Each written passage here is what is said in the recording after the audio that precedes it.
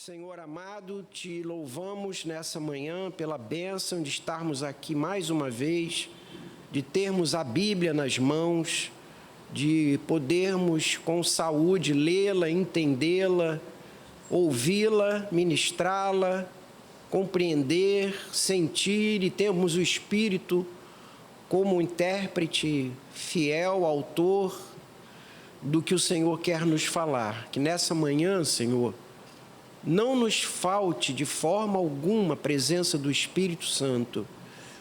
Aqui, Senhor, nós confessamos que é uma reunião espiritual onde desejamos ter contato contigo através do nosso e do Espírito Santo. Que o Senhor esteja conosco nessa manhã, ministrando, abrindo os nossos corações e mentes e implantando dentro de nós ensinos, transformações. Abençoa também, Senhor, os que estão ainda chegando. Cheguem em paz, guardados por Ti. E também, da mesma maneira, que o Senhor alcance aqueles que, pelos mais variados motivos, não puderam estar nessa manhã aqui. E abençoe aqueles que chegarão a ouvir e assistir essa aula por meio da internet. Que a Tua bênção, da mesma maneira, produza transformações. Te pedimos isso já agradecendo, em nome de Jesus. Amém.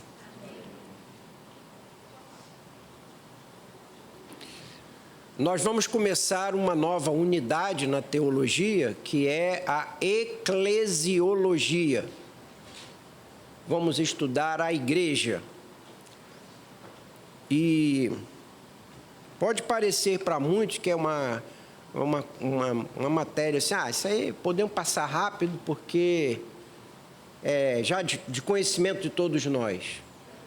Mas quando a gente vai aos textos bíblicos que compõem essa matéria, essa teologia, a gente fica tão feliz, tão enriquecido. Eu confesso aos irmãos que relendo, fui eu que fiz a apostila, mas relendo os textos nas últimas horas para relembrar de algumas coisas, fiquei tão assim feliz, alimentado, tão surpreendido com algumas coisas ainda, que eu vim para essa aula com uma felicidade toda especial de poder nessa manhã falar sobre a igreja. E eu espero que Deus, da mesma maneira, produza isso na vida dos irmãos. Começo com uma pergunta simples e básica: o que é igreja? Cada um aí certamente tem uma ideia, um pensamento. O que você acha? Se eu estivesse pedindo agora a você, e já estou pedindo de verdade, defina para mim, o que você define como igreja. O que é a igreja? Qualquer um que quiser falar, eu fico feliz. Oi? É uma família. Vocês não podem colar aqui do quadro não, hein, gente? Pelo amor de Jesus, hein? Olha aí, hein? Tá, família. Ok, Isabel. Oi? Corpo de Cristo. Deixa ela. Eu fingi que não vi ela colar. Não expõe, amiga, não expõe. Então tá, a família, corpo de Cristo. Hã? Alguém falou alguma coisa? Unidade. Noiva. Vamos lá, gente. Tentem fugir das definições bíblicas evidentes. É agrupamento de pessoas com a mesma fé. Vamos lá, prossigam. Aqueles que saíram do império que foram transportados para o reino do Filho do seu amor. Muito bem. O que mais, criança? Vamos lá. Que é a igreja? Unidade dos santos. Comunidade dos santos. Isso. Que é igreja? O que é igreja? Comunhão. Fala, Ricardo. Grupo de pessoas que aceitaram Jesus. Muito bem. Você acabou de chegar e já chega definindo para mim o que é a igreja. A noiva de Cristo. Ele não vou dizer que ele colou, que ele acabou de chegar, então ele nem ouviu ninguém, né? Gente, eu vou dizer uma coisa para vocês que eu estava pensando nisso ontem. Sabe como muitas coisas na vida, a ideia, o conceito que a gente tem das coisas define muito ou tudo da forma como a gente lida com aquela coisa. Sabem ou saibam, se é que já não sabe, creio que sabe, que é uma reunião de doutos, que o que nós, da forma como nós vemos e definimos a igreja, ela acaba representando a nossa forma de se relacionar com a igreja. E muitas vezes a gente... Eu botei uma ilustraçãozinha aqui, muito simples, eu não sou bom para isso de jeito nenhum, nem para usar quadro, nem para usar definir por meio de ilustrações. Nós, quando achamos que a igreja é algo centrado em mim, pensado em mim, projetado para mim, vivemos uma vida de igreja, vivemos na igreja de uma maneira... Eu fico andando para lá, mas eu tenho que me lembrar que eu estou aqui. E a gente vive uma vida de relação com Deus por meio da igreja muito personalista, muito egoísta. Como, Marcelo? Ensimesmada. Aquelas coisas que a gente vê hoje, eu não vou à igreja não. Quem vai pregar? É fulano. Ah, não vou não. Ih, hoje não vou não. Vou ler a Bíblia em casa, não vou não. Quando a gente sai do culto dizendo assim, hoje o culto foi fraco, né? O pessoal desafinou muito quando cantou. E os louvores hoje estavam arrastados. Quer dizer, eu vou na outra igreja, porque quem vai pregar lá é fulano de tal, eu gosto mais, ele fala mais assim para mim do que o pastor fulano que vai falar.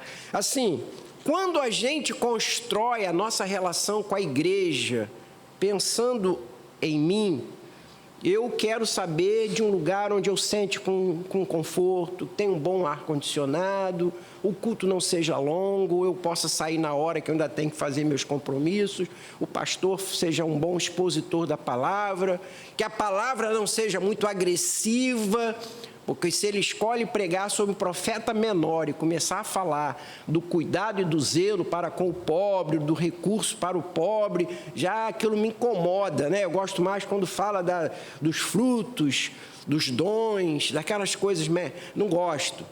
E não pode demorar muito, os louvores tem que ser aquele grupo que eu gosto, que é o mais afinado, que canta na igreja, enfim. Quando a gente constrói a igreja centrado em eu, dá tudo errado. E a gente, quando lê, nós vamos ler vários textos da Bíblia, nós vamos entender que a igreja não está centrada em mim. A igreja está centrada num projeto de Deus. A igreja tem a ver com um projeto de Deus, onde eu, e quando eu estou falando eu, estou falando você, claro, somos uma pecinha de encaixe bem pequenininha de um grande, enorme quebra-cabeça que está construído ou montado em cima desse projeto de Deus. Então, a igreja tem uma missão, ela tem um projeto e eu faço parte desse projeto. A igreja não existe por minha causa. A igreja existe para desempenhar um projeto de Deus. E eu preciso entender esse projeto de Deus. E entrar e participar da igreja pensando nesse projeto de Deus. E é esse projeto de Deus que vai me motivar, que vai me cativar, que vai me envolver. Vamos ler um texto? 1 de Coríntios, capítulo 12. 1 de Coríntios, capítulo 12. Eu vou ler alguns versos juntos com vocês aí. Verso 1, 4 a 7, 12 e 27. Irmãos, e aí já é uma coisa interessante. Irmãos, a carta à igreja está chamando os membros de irmãos. Isso aí já define muita coisa. Irmãos, então já há um senso de família, de paternidade e de fraternidade na igreja. Irmãos, não quero que vocês estejam desinformados. Já está incluído aí um senso, uma necessidade de aprendizado, de informação, de crescimento, de transformação. Tudo isso dentro desse projeto chamado igreja. A respeito dos dons espirituais, vamos pular para o 4 a 7. Ora, os dons são diversos, mas o Espírito é o mesmo. Há uma uniformidade, há uma direção única, há algo sobre, algo conduzindo, dirigindo, ministrando. Há diversidade nos serviços, mas o Senhor é o mesmo. Ou seja, a igreja entende que há diversidade, que a igreja não é um lugar de todo mundo igualzinho. Você não está comprando um jogo de bonecos de chumbinho, ou aqueles jogos que a gente, brinquedinho que a gente compra para criança, que é tudo igualzinho, né? Há um espaço e uma previsão de que a igreja reúne diversidade. Mas o Senhor é o mesmo, portanto, há uma direção única, uma condução única. E há diversidade nas realizações, mas é o mesmo Deus que opera tudo em todos. A manifestação do Espírito é concedida a cada um, visando um fim proveitoso. Há uma finalidade, há um projeto, há um caminho, há um alvo, há uma direção nesse projeto igreja. Verso 12, porque assim como o corpo é um, então estamos falando de um projeto único de Deus que se concentra na igreja. Só há uma igreja. Ah, Ângelo, mas eu tenho aqui a igreja batista, a igreja congregacional, a igreja Assembleia de Deus. Peraí, não, isso aí nós vamos falar daqui a pouco, isso aí é uma outra coisa. Mas a igreja do Senhor é uma, porque o corpo é um. Só há um corpo. Tem muitos membros, e todos os membros, sendo muitos, contudo, constituem um só corpo. Assim também é com respeito a Cristo. Verso 27, ora, vocês são o corpo de Cristo, individualmente membros do corpo.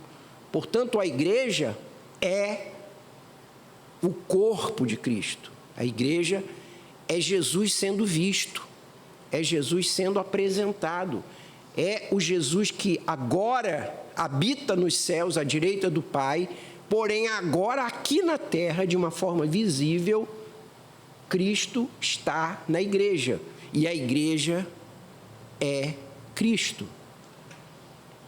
Essa é a sua missão, essa é a sua vocação, ser Cristo. Então, a igreja, como foi dito aqui por alguns irmãos, é a reunião na história de pessoas que pertencem ao Senhor. Pessoas na nossa doutrina, na nossa teologia reformada calvinista, pessoas que foram escolhidas, eleitas, e que no tempo e no espaço, portanto, na história, foram aqui, ali, além, alcançadas pela mensagem do Evangelho, e o Espírito Santo os alcançou, e eles então entenderam, aceitaram a mensagem, essa graça salvadora de Cristo, por meio do sangue do nosso Senhor Jesus, que foi derramado em nosso favor, aceitaram e experimentaram um novo nascimento. Essa é a igreja. E essa igreja, e aí eu introduzo aqui na apostila, é algo que eu quero trabalhar hoje em cima disso, essa igreja, ela é no Novo Testamento chamado de a Nova Aliança, a continuação desse projeto de redenção e da apresentação do projeto de redenção. O mesmo projeto que começou no Antigo Testamento, na Antiga Aliança com a nação de Israel. Então, a igreja é um projeto de Deus. A igreja tem uma vocação, tem uma missão. E eu sou uma microparte, um micromembro desse projeto de Deus. A igreja não está construída em cima de mim. A igreja está construída em cima de um grande projeto de Deus. Projeto esse que começou lá no livro de Gênesis, no capítulo 3, verso 15.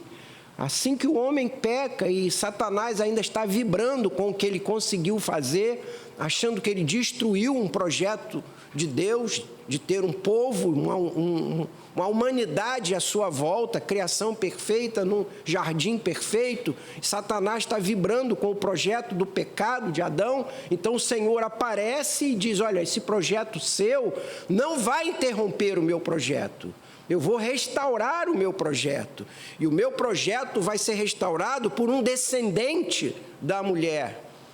Vai vir um descendente que vai restaurar todas as coisas e vai esmagar a tua cabeça. E agora, vamos começar o projeto. Esse projeto que começa em Gênesis 3,15, que atravessa Sete, que atravessa Noé, que atravessa um dos seus 3 filhos, Sem, que dá origem a um povo chamado Semitas, e vai lá no meio dos semitas, encontra em Ur um homem chamado Abraão, e chama esse homem para sair da Caldeia e leva ele para uma outra terra chamada Canaã, terra que originalmente era habitada pelos filhos de Cão. Então traz um semita para entrar e pisar na terra de cananitas, e ali que iniciar uma história. Esse povo se chama Israel, porque Abraão gera Isaque, gera Jacó, e Jacó gera 12 filhos, e um desses filhos vai ter uma missão real, o outro vai ter uma missão de adoração e louvor, e cada filho vai ganhando uma missão e um ministério, e esse projeto vai se abrindo, esse projeto vai se espraiando, e o Senhor tira Abraão lá de Ur da Caldeia, e diz: vem, obedece, sai da tua casa, sai da tua parentela, abandona tudo isso, vem ser pai de multidões. Você não vai ser mais Abrão, o exaltado, o reconhecido, o famoso. Você vai ser Abraão, que quer dizer pai de multidões, porque de você eu vou fazer uma nação que está dentro de um projeto de redenção, um projeto que eu anunciei lá no Éden ainda, em Gênesis 3,15. E esse projeto, Abraão, você vai abençoar muitas nações. Eu estou te chamando para abençoar muitas nações. E ele então forma uma história, um povo, Israel.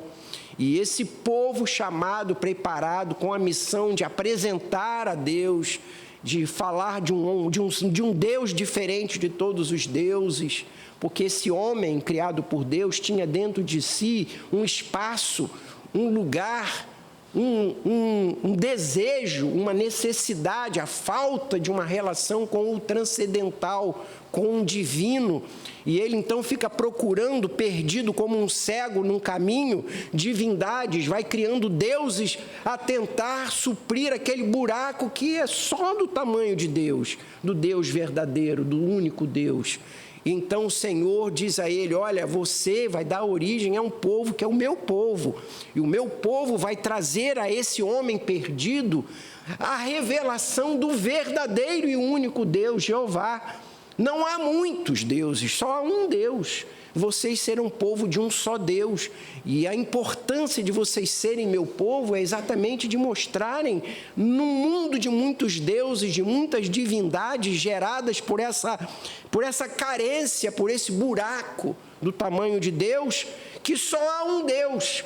E vocês vão mostrar os milagres, o poder, as maravilhas, a grandeza, a dimensão, o caráter santo, justo, magnífico desse Deus. E isso precisa que vocês vivam um tempo, uma história de intimidade comigo, de obediência a mim, de adoração a mim.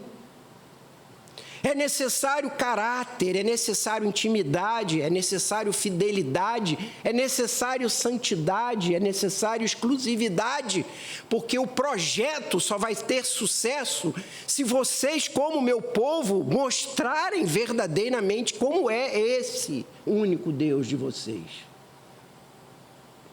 Porém, todo o Antigo Testamento mostra, e os seus 39 livros mostram, que esse projeto Israel não conseguiu viver como Deus havia projetado. Israel entendeu que ele foi chamado e escolhido para ele ser um povo ensimesmado em si mesmo, um povo forte, vencedor, vitorioso, por causa dele. Nunca entendeu bem que era um projeto onde ele era parte de um projeto. Achou que ele era ele por causa dele, que Deus o chamou por causa dele, que eles eram bons, que eles eram ótimos, que eles eram suficientes, que eles eram vitoriosos, por causa do braço, dos seus cavalos e dos seus exércitos. E todo o Antigo Testamento, a história de Israel mostra esse embate, essa didática, essa pedagogia de Deus, dizendo: Israel, não é assim, Israel. Vocês são meus, mas só há sentido em vocês se vocês forem santos, se vocês forem exclusivos, se vocês forem fiéis, se vocês forem obedientes, se vocês me adorarem, se for só eu na vida de vocês.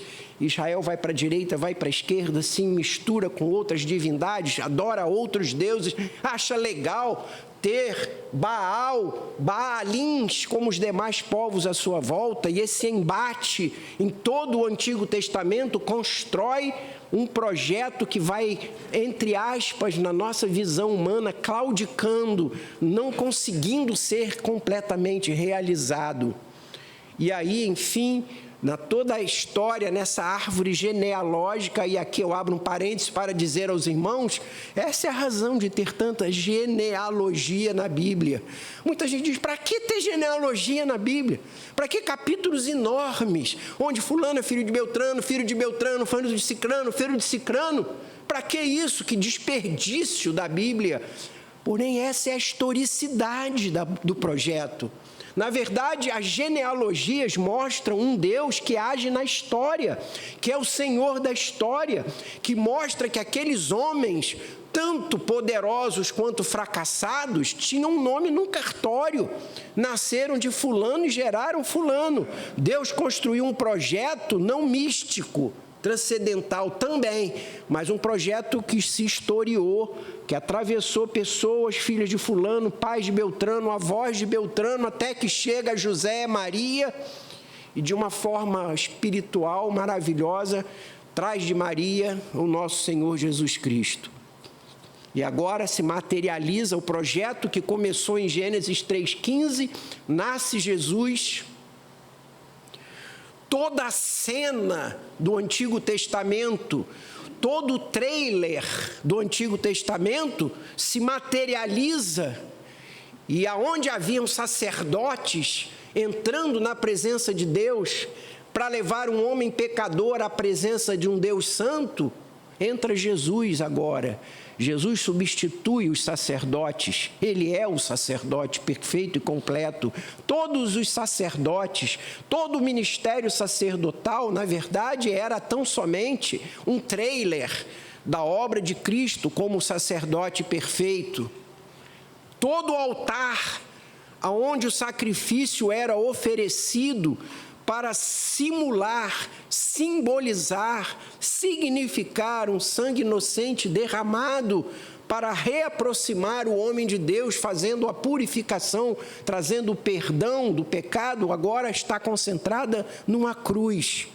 E esse Jesus sacerdote vai à cruz, e a cruz do Novo Testamento é o altar do sacrifício de todo o Antigo Testamento. E ele não somente assume o papel de sacerdote, mas ele é também o sacrifício. E o animal inocente, puro, sem mácula, era Jesus. E é por isso que João diz assim que o encontra: ele é a promessa, eis a ovelha, o Cordeiro de Deus que tira o pecado do mundo. O que vocês fizeram até hoje, matando o Cordeiro, agora vamos fazer em Cristo, no altar que é a cruz. E ele morre, ele vive, morre, reúne os seus, e diz lá em Mateus, no capítulo 28, ao se despedir, diz: agora vocês vão em frente, continuem, Eu não estou mais aqui, mas vocês continuam esse projeto. Esse projeto que começou em Gênesis 3,15, que se materializou em Abraão, que atravessou a história de um povo, agora há de caminhar por meio de um novo povo, a igreja. E a igreja recebe o Espírito Santo e continua o projeto de apresentação de um Deus amoroso, poderoso, criador, que nos fez para ter intimidade, vida, abençoar-nos, andar conosco. E a igreja, então, recebe das mãos de Israel a missão e dá continuidade à missão de apresentar Deus ao mundo. E no Novo Testamento é a igreja que executa a missão que no Antigo Testamento foi de Israel e apresenta Cristo, traz esse projeto de salvação, agora sob a bênção de Atos 2, da descida do Espírito Santo, dando força, poder, graça para realizar essa missão, até que ele volte e recolha a esses que receberam e aceitaram para entrar na vida eterna e, enfim, viverem a promessa de Gênesis capítulo 3, verso 15. Essa é a igreja. A igreja não nasce em Atos 2, como muitos dizem. Onde é a história da igreja? A igreja começa em Atos 2, onde os discípulos estavam reunidos numa casa e receberam o dom do Espírito Santo. Não! A história de um povo começa em Gênesis 3,15. Materializa-se em Abraão, corporifica-se, ganha volume com Israel, recebe esse cajado de Israel, e a igreja é aquela que prossegue na missão de Deus. Ok? Tudo que eu falei está nos textos, e agora nós vamos ler alguns textos. Ok? Sim. Sim, eu estava pensando em falar já, mas eu tenho medo que essa manipulação agora possa atrapalhar. A apostila já está ali, o professor Marcos está lembrando disso. Já vocês que não pegaram ainda a apostila vão pegar. Vamos ler alguns textos, então, que vão dar carne a toda essa história que eu contei para vocês. Vamos lá, Êxodo 6, 3 a 8. Vamos tentar abrir a Bíblia bem rapidamente, porque tem muito texto, e eu gostaria de embasar tudo o que eu falei em cima da palavra. Êxodo 6, 3, 8. Conforme forem abrindo, pode ir lendo, e quem não abriu, escute o que o irmão vai ler. E a Abraão, a Isaque e a Jacó, como Deus Todo-Poderoso, mas pelo meu nome, o Senhor, não lhes fui conhecido. Também estabeleci a minha aliança com eles para dar-lhes a terra de Canaã, a terra em que viveram como estrangeiros. Eu também ouvi os gemidos dos filhos de Israel, os quais os egípcios escravizavam, e me lembrei da minha aliança. Portanto, diga aos filhos de Israel: eu sou o Senhor, vou tirá-los dos trabalhos pesados no Egito, vou livrá-los da escravidão, vou resgatar vocês com o braço estendido e com grande manifestação de juízo. Capítulo 24 de Êxodo, versos de 4 a 8.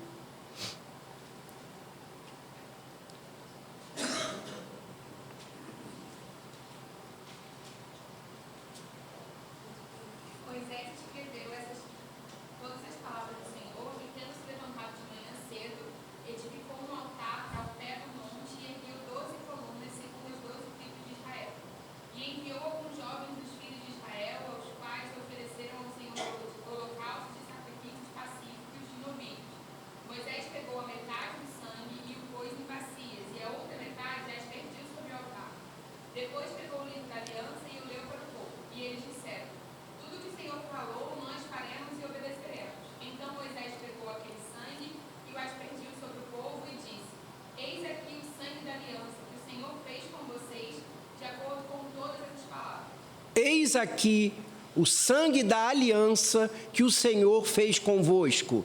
Vocês por acaso lembram o que Jesus diz na mesa da última ceia com os seus discípulos? Qual foi a frase de Jesus quando ele levanta o cálice? O que ele diz? Esse cálice é o cálice da nova aliança.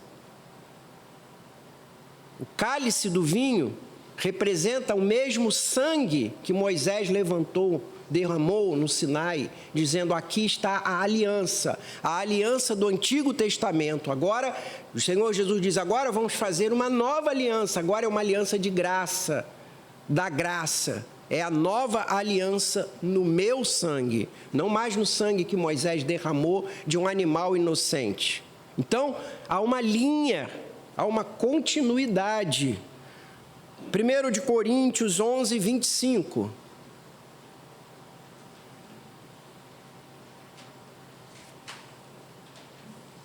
Do mesmo modo, depois da ceia, pegou também o cálice, dizendo: este cálice é a nova aliança no meu sangue. Façam isso todas as vezes que beberem em memória de mim. Muito bem.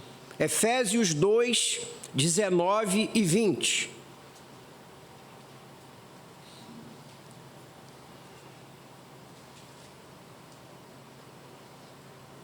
Assim vocês não são mais estrangeiros e peregrinos, mas concidadãos dos santos e membros da família de Deus, edificados sobre o fundamento dos apóstolos e profetas, sendo ele mesmo Cristo Jesus a pedra angular. Nele todo o edifício bem ajustado cresce para ser um santuário dedicado ao Senhor. Nele também vocês estão sendo edificados junto com os outros para serem morada de Deus no Espírito. Então Paulo está dizendo aos gentios: agora vocês entendam que nessa nova aliança no meu sangue, todos são concidadãos da família de Deus. Gênesis 12, 3. Eu estou apenas botando carne naquela minha apresentação inicial, com os textos bíblicos. Gênesis 12, 3. Abençoarei os que te abençoarem e amaldiçoarei os que te amaldiçoarem. Por meio de você, todas as famílias da terra serão abençoadas. Essa é a chamada de Abraão. Em ti, em você, serão benditas todas as famílias da terra. Deus não estava chamando Abraão para abençoar um homem e uma família, nem os seus descendentes apenas. Deus estava chamando Abraão, seus filhos, sua família e o seu povo para abençoarem toda a terra. Israel teve muita dificuldade para entender isso. Israel achava que a bênção estava nela, na nação, por causa dela. Mas a bênção estava nela para ser um instrumento bendito nas mãos do Senhor. A bênção estava em fazê-lo povo de propriedade exclusiva para uma missão e não para uma finalidade em Israel. Essa foi a dificuldade de Israel entender isso.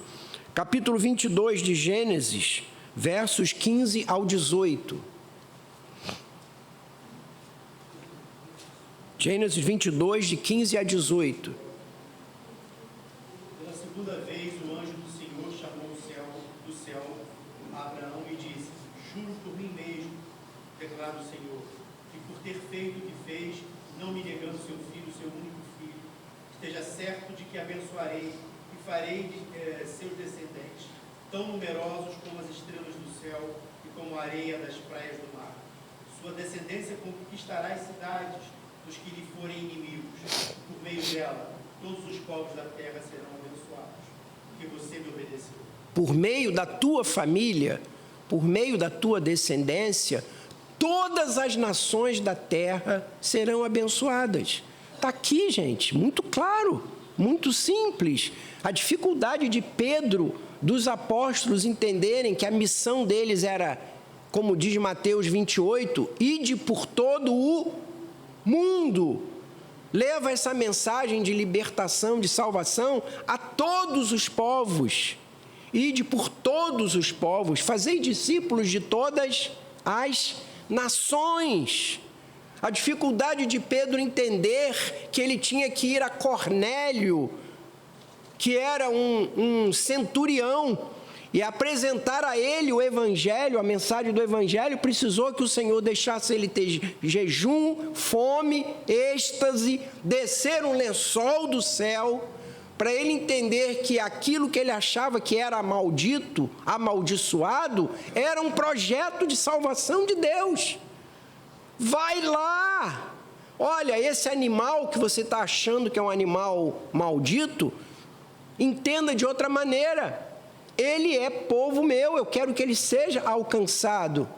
A dificuldade dos discípulos de acabarem de ouvir Jesus enviando a toda a terra, ficam ali o tempo todo cercando Jerusalém e as terras de Israel, sem entender a princípio que o ministério era para fora, ide por todo o mundo. E é esse o projeto do livro de Atos, que vai andando, abrindo o círculo, mostrando o evangelho, chegando a todo Israel, chegando aos samaritanos, malditos para o israelita, chegando aos gentios e, por fim, sendo em Paulo enviado por toda a terra. Esse projeto de Israel é o projeto da igreja e é o nosso projeto. É para onde nós estamos indo, é o chamado de Deus para nós. A igreja não nos chama para ser um clube, a igreja não nos chama para ser um concorrente do Rotary, a igreja nos chama para irmos ao mundo. A igreja não chama a gente para fazer reunião todo sábado, domingo, reunião de oração para eu ficar fortinho, para eu exercitar meus dons. A igreja me chama para eu ser preparado para uma missão. A missão que começou em Gênesis 3,15. Eu sou fortificado, eu venho à escola dominical, eu oro, eu jejuo, eu escuto os pastores, eu estudo a palavra, não para eu ser fortinho, um crente maravilhoso, o homem dos 9 dons. Eu sou chamado para ser preparado, capacitado para eu ir e prosseguir o projeto que começou em Gênesis 3,15, que passou por Abraão, que passou por Isaac, passou por Jacó, passou por Israel, passou pelos discípulos, passou pela igreja primitiva, passou por uma igreja que recebeu dons e qualidades e virtudes do Espírito, me alcançou, alcançará meus filhos, meus netos, meus bisnetos e até aqueles todos que vão receber a palavra até o Senhor Jesus voltar. É isso que é a igreja. A igreja é um projeto, a igreja não sou eu, a igreja não está centrada em mim, a igreja não tem que me fazer feliz, a igreja não está aqui para me fazer uma pessoa que sai no domingo aqui, olha que legal, ele falou muito bem hoje.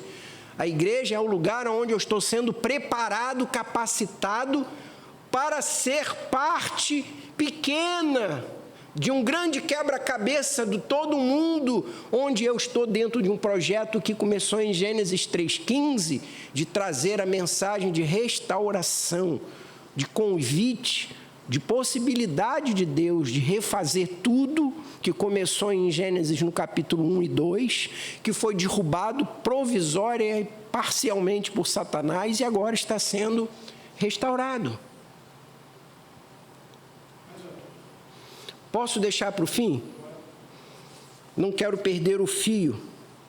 Romanos 3, versos 1 e 2.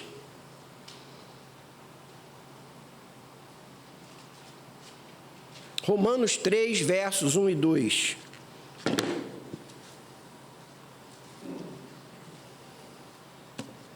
Qual é, então, a vantagem dos judeus? Ou qual a utilidade da circuncisão? Muita sob todos os aspectos, principalmente porque aos judeus foram confiados os oráculos de Deus. E então, se alguns não creram...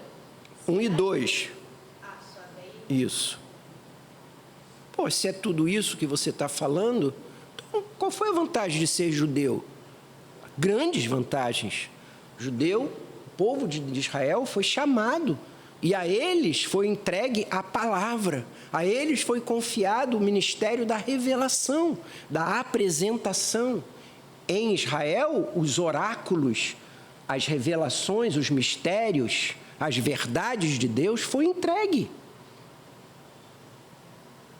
Mas a virtude não estava no povo, estava na vocação, estava no chamado, estava no mistério, não estava na nação, não estava nas pessoas.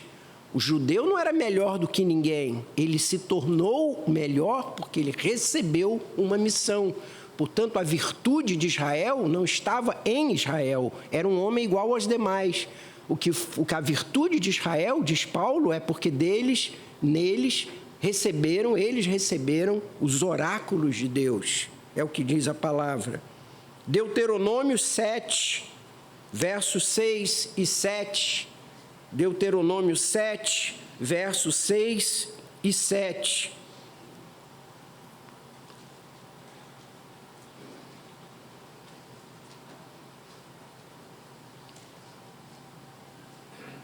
Vocês são como o santo que pertence ao Senhor, seu Deus.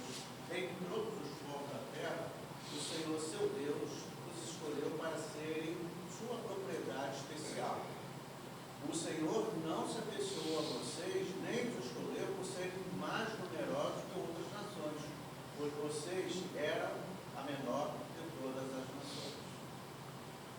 Apocalipse 7, versos 9 e 10. Todos esses textos estão na apostila, ok? Fiquem tranquilos. Apocalipse 7, versos 9 e 10. Depois disso, viu uma imensa multidão, grande demais para ser contada, de todas as nações, tribos, povos e línguas, em pé diante do trono e diante do cordeiro. Usavam vestes brancas e seguravam ramos de palmeiras e gritavam com grande estrondo: a salvação vem do nosso Deus, que está sentado no trono e no cordeiro. Esse é o cenário que vamos encontrar. E pela misericórdia de Deus, vamos participar. Haverá uma reunião de todos os povos, tribos e nações, porque o projeto de Deus era um projeto para todo homem, de todas as nações. Diz o autor teólogo Christopher Wright no livro Fundamentos do Cristianismo: Israel é uma nação escolhida e abençoada para ser a bênção para muitos outros, chamada, formada, não por causa de seus méritos próprios, mas para anunciar, representar o projeto abençoador a todas as nações. É um privilégio, sim, mas, sobretudo, uma responsabilidade. Nós somos a semente de Abraão, como diz Paulo.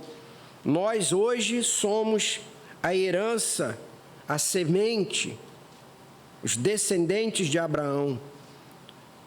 Israel passa o bastão para a igreja. E nós hoje, como igreja, somos, no dizer de 1 de Pedro 2, 9 e 10, somos povo de Deus, nação de propriedade exclusiva de Deus. Para quê? Quem sabe Pedro 2, 9 e 10? Para sermos o quê? O que é que diz a palavra de Pedro? Nós somos povo de Deus, propriedade exclusiva de Deus, para anunciarmos as verdades de Deus. Somos nação escolhida, povo de propriedade, somos sacerdócio real, é o que diz Pedro.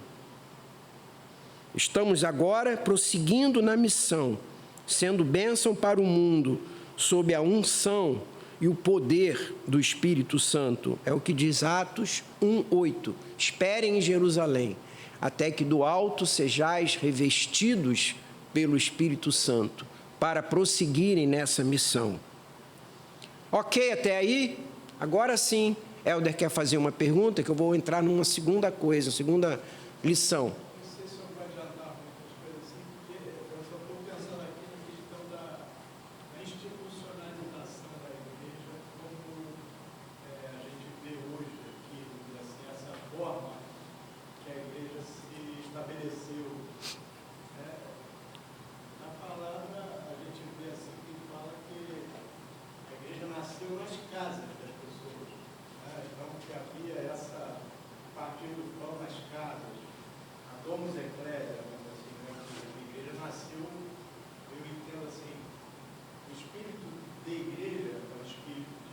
Povo, é um espírito de família, e família é casa. Aí, a partir de quando foi estabelecida essa ideia de uma instituição, tem muito a ver com o tempo. Uhum. Eu vejo que nessa instituição da igreja por Cristo, corpo de Cristo, assim, eu acho que na cabeça é uma pretensão minha. Talvez jamais tivesse a ideia de criar um estabelecimento, uma instituição política, quase. Sim, com certeza não estava na cabeça de Deus fazer da igreja uma instituição. Era necessária uma organização. Sobre isso vamos falar já já.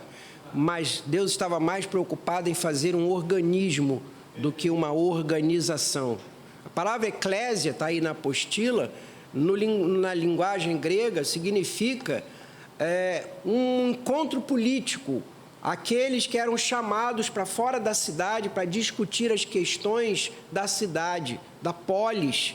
A eclésia quer dizer ser chamado de fora, para fora, sair daquele meio do burburinho da cidade, das influências políticas, sai dali e vamos agora aqui fazer um grupo de debate, discussão, de revisão desse projeto administrativo da vida da cidade. E aí, então, a igreja toma o nome de igreja porque é isso que Paulo diz que somos. Somos chamados para fora. Não é? Alguém aqui disse que a igreja é isso. A igreja é aquela que é chamada, que é tirada do reino das trevas para fazer parte do reino do Filho do seu amor. A igreja é aqueles que foram chamados para fora, tirados desse sistema, para ganhar uma nova visão, para refazerem projetos, para revisarem missões, para entenderem o meio onde estão vivendo, já vou te dar a palavra, para reverem o meio, as formas de ser, de agir, de realizar, e reverem isso à luz do chamado de Deus. Essa é a igreja, é alguém que sai do mundo estando dentro do mundo e que volta ao mundo, é aquele que é chamado e é devolvido para dentro do mundo ser essa porção ministerial diferente. Só complementando o que ele falou, que ele faz exatamente essa pergunta, é que se vê hoje uma supervalorização da instituição religiosa, como a gente explicou aqui, e talvez o problema dessa compreensão é porque, por um lado, isso traz muita vantagem para quem tem interesses, talvez, escusos. E, por outro lado, talvez essa supervalorização esteja associada a essa compreensão equivocada de que o início da igreja é uma coisa, como você falou, porque ali começa uma coisa um pouco mais organizada nesse sentido. E eu vejo já situações de pessoas acreditarem dentro do meio evangélico que, às vezes até de forma velada, que o reino de Deus é exclusivamente a instituição religiosa. Uhum. Entende? E isso é bem prejudicial. Sim. Vamos prosseguindo aqui. Eu coloco aqui no quadro alguns nomes em que a palavra de Deus nos apresenta ou se autonomeia, para nos ajudar a ganhar novas ideias sobre esse projeto de igreja. O que mais vemos é uma linguagem paulina do corpo de Cristo. O corpo de Cristo é talvez a denominação, o nome que a igreja mais vezes ganha. E isso significa que nós devemos entender e ser a expressão visível, a verdadeira representação de alguém que agora está invisível e que ficará invisível até a sua volta. E se o mundo hoje precisa conhecer a Deus, a Cristo, se o mundo hoje precisa receber Cristo, o receberá ou deveria estar recebendo por meio da igreja. A igreja é o corpo de Cristo. Um Cristo que não é agora visível, tocável, ele é visto e tocado e sentido na igreja. Essa é a grande questão. Nossa igreja, nós que somos a igreja, fazemos verdadeiramente Cristo ser visível, conhecido e ouvido? Somos corpo de Cristo. É isso que a Bíblia está dizendo. Jesus é visto e ouvido. Por meio da igreja, Jesus fala. Por meio da igreja, Jesus se revela. Por meio da igreja, Jesus age, transforma, abençoa, cura. A igreja tem a missão e a responsabilidade não de ser uma organização apenas, mas ser principalmente um organismo vivo que tem Cristo como cabeça, diz Paulo aos Efésios. E ele disse, o texto que nós lemos há pouco, nós somos muitos, portanto há uma diversidade, mas há uma cooperação, e essa é a figura do corpo. Há um braço, há um olho, há uma perna, há uma orelha, até um apêndice, que muitas vezes é tirado porque inflama. Então, há várias coisas diferentes. Um nariz é bem diferente de um dedão do pé, mas eles estão no mesmo corpo. E eles têm missões, diversidade de missões, por onde Cristo, como cabeça, trabalha, opera. E esse corpo, Paulo é insistente nisso, precisa crescer e precisa amadurecer. E é por isso que nós estamos aqui hoje de manhã, porque o Senhor tem para nós um projeto no qual é fundamental que a gente vá crescendo e amadurecendo. A igreja não pode ser, como disse recentemente no púlpito, um berçário. A igreja precisa ser uma universidade, um exército, precisa de pessoas fortes, grandes, maduras, conscientes, executoras, pessoas que podem receber uma ordem, um comando do Senhor e agir, e não ficar o tempo todo no gugu dadá, com dor na barriguinha, com cólica, precisar de um pastor, de um conselheiro, de um presbítero, para ir lá resolver uma quimerazinha, porque tinha muita maisena no leite, aí fermentou, fiquei com gases, e o pastor tem que correr lá com Lufital, a pingar na boquinha do crente o tempo todo, que ele está sempre se sentindo mal. Sempre alguém o incomodou, alguém tirou a chupeta que estava na mão dele. Ele tinha um brinquedo na mão e o irmão veio e tirou o brinquedo dele. Que irmão terrível! Quando tem um projeto para o mundo de ser Cristo e fazer Cristo visível, ficamos rodando o tempo todo em torno de nós mesmos, a perguntar onde guardei o meu sapatinho, cadê meu casaquinho verde, quem pegou minha chupeta. E Paulo diz assim, gente, atendendo ao tempo decorrido, já devíeis ser mestres. E vocês estão de novo lançando mensagens, ensinos, discutindo coisas lá do início. Sim, Helder?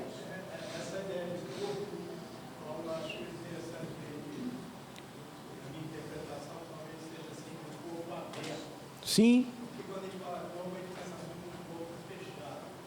É um corpo estanque, que é uma unidade. Só que a gente vê na proposta do Paulo, essa igreja que você falou, ela cresce.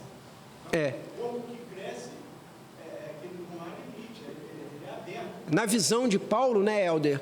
E aí eu já estou me antecipando, indo ao ponto adiante, que é o que vai encerrar, mas já vou voltar a ela por causa da hora também. O que Paulo está vendo é a visão do corpo de Cristo, o corpo único, o corpo chamado corpo invisível, a igreja de Deus. Não está olhando a igreja Betânia. Aqui quando fala o corpo, não está falando igreja Betânia, a igreja batista de Caraí, a igreja congregacional do Barreto. Paulo está falando sobre um corpo que é uma igreja invisível, porque a gente pode tratar a igreja de duas maneiras. Existe a igreja visível e existe a igreja invisível. A igreja visível é essa que vocês estão me vendo e eu estou vendo vocês. A igreja visível é aquela que se divide em denominações, em endereços. É aquela que acredita que o batismo só pode ser feito com pouca água, e é aquela que briga dizendo que só entra no reino quem ganhar muita água. É aquela que diz que o Espírito Santo dá dons e você pode falar em línguas e receber visões, e a outra parte diz que isso já acabou há muito tempo, e ninguém pode ter dons, nem receber visões, nem revelações. Então, esse corpo multifacetado, multidividido, é o corpo visível. Nesse corpo visível, há muita gente que não é do corpo, está no corpo. E há muita gente do corpo que não está nesse corpo. Há muita gente que está no corpo invisível, que até hoje ainda não entrou no corpo visível. E é essa lição que o Senhor gasta tempo chamando de trigo e joio, trigo e joio, trigo e joio. Cuidado, há muita gente no corpo visível que não é do corpo. E é por isso que você vai chegar no céu, vai encontrar pessoas que estão no corpo e que você nunca viu no corpo. Há muita gente que está no corpo invisível que nunca entrou no corpo visível. E há muita gente que está no corpo visível que nunca fez parte do corpo invisível. Então, há um só corpo, diz Paulo, ele está falando da igreja, com I maiúsculo, a igreja invisível, o povo de Deus espalhado por toda a face da terra. Entenderam isso? A diferença? É esse o corpo, Helder, que ele está falando. Então, um segundo nome que a Bíblia nos apresenta é família de Deus. João 1,12.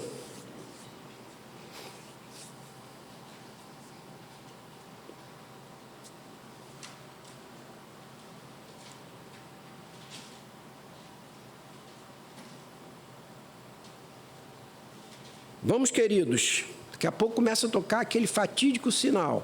Mas a todos que creram nele e o aceitaram, ele deu o direito de se tornarem filhos de Deus. A todos que o aceitaram, ele deu o direito de serem filhos de Deus. Efésios 2,19. E aí começa uma linguagem agora não mais de corpo, mas uma linguagem de família, filiação, paternidade, laços de sangue, genética, pertencimento. É diferente de corpo. Perdão, pode ler. Não, pode falar. Portanto, vocês já não são estranhos e forasteiros, mas concidadãos do povo santo e membros da família de Deus. Paulo está dizendo aos Efésios, vocês são da família. 3,15. Efésios 3,15.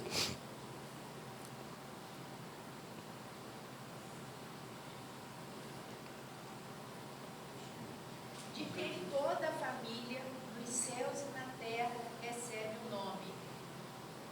4,6. Um só Deus e Pai de todos, que é sobre todos, por meio de todos e em todos. Então, a linguagem família de Deus muda um pouco, avança um pouco mais do que corpo. Agora, dá a ideia de que esse tratamento revela laços profundos, eternos. Traz a ideia de amor, de afeto, de zelo, de cuidado, de genealogia, de herança, de genética, de parecença. Como em toda família, cada um individualmente encontra na família afeto, identidade, segurança, instrução e o seu espaço para ser. É isso que é a igreja, é a família, não é só um corpo, é uma família, onde entra gente de toda a natureza, mas com a mesma genética. Há também a ideia de povo de Deus, e aí isso nos remete àquela primeira parte da aula de hoje, em que eu lhes trouxe a ideia de que o que começa em Abraão passa por Israel, agora nos alcança a todos. Agora somos todos povo de Deus. Não é só Israel que é o povo de Deus. Todos nós somos povo de Deus. Somos nação de Deus. Gente, tem um Salmo 87, abre aí o Salmo 87, que salmo lindo, eu quero até estudar melhor esse salmo, Salmo 87, dá uma lidinha aí para mim, alguém, por favor, é pequenininho.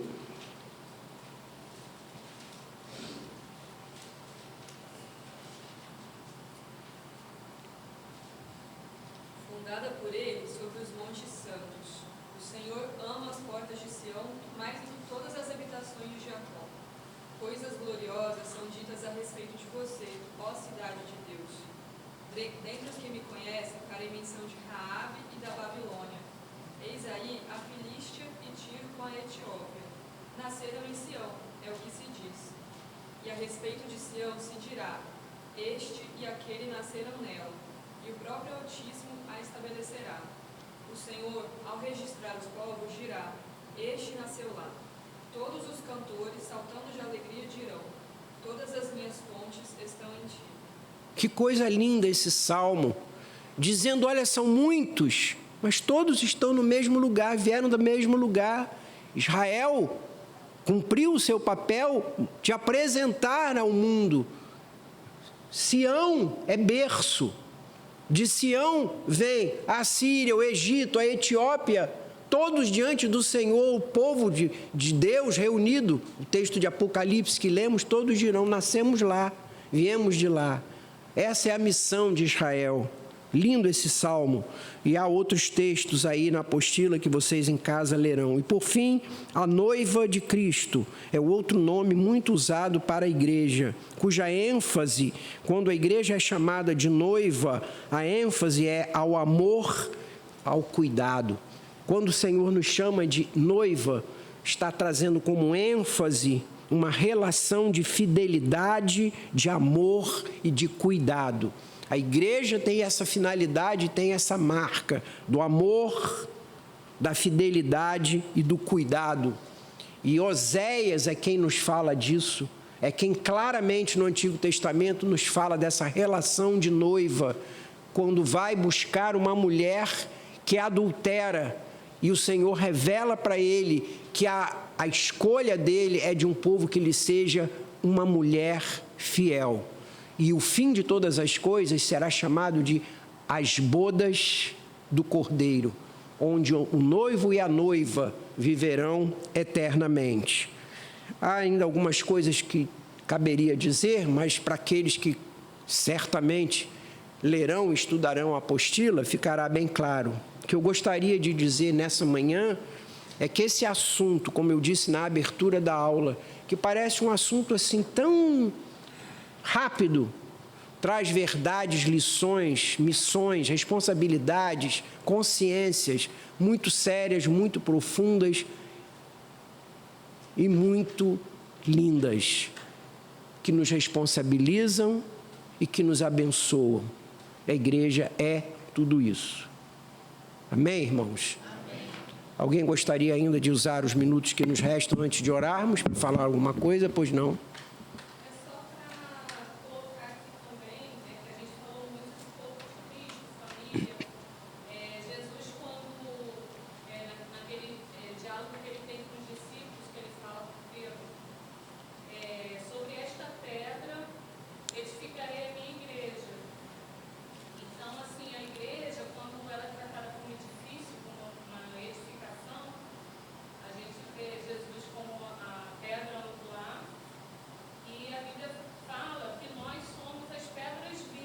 Sim. Edifício de Deus somos nós. Exatamente, não é algo morto, né? É algo vivo. Sim. É assim como um organismo. Sim, perfeito. Marcelo. A gente está num momento, talvez mais no Brasil e mais do que em outros, muito avesso à igreja institucionalizada. Pelo testemunho ruim, pela disseminação de exemplos ruins, né? E certamente se a gente olha a história da igreja tem muitos pontos baixos. A igreja medieval, a igreja da Inquisição, a igreja que se mistura com o Estado, política, etc. Mas a gente não deve esquecer que a igreja institucional tem um papel também ao longo da história muito importante, dentre os quais preservar, por exemplo, a palavra, compilar, reproduzir, disseminar, dentre os quais assistência social e misericórdia. Sim. Então, se a igreja institucional é cheia de defeitos e pecados, como é qualquer instituição humana, por outro lado, também ela tem um enorme papel ao longo da história da humanidade, da propagação do Evangelho como instituição. Sim. Então, a gente, por um lado, deve ser atento às críticas e aos desvios da igreja institucional, mas não esquecer que ela funciona também para estabelecer um projeto de eternidade, um projeto de Deus. Muito bem. Eu queria só acrescentar uma coisa que às vezes a gente olha com esses olhos nossos agora, que a igreja está sendo muito batida, né? Assim, nossa, como você é sem graça para a igreja.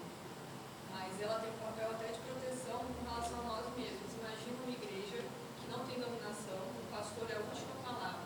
Esse pastor comete abusos contra outros. Quem que vai punir esse pastor? Quem vai olhar para isso e falar, você está errado? Então, querendo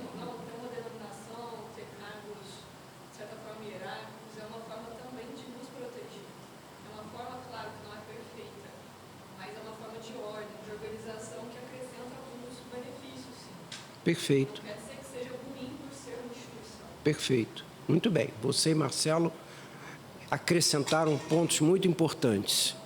Que Deus nos abençoe nessa manhã, que a gente saia daqui com esses novos ou antigos conceitos para meditar neles e orar por eles. Senhor, obrigado por essa manhã, pela bênção da revelação da palavra e que o Espírito Santo, nesse dia, grave profundamente em nossos corações as lições da palavra, aquilo que veio do teu coração.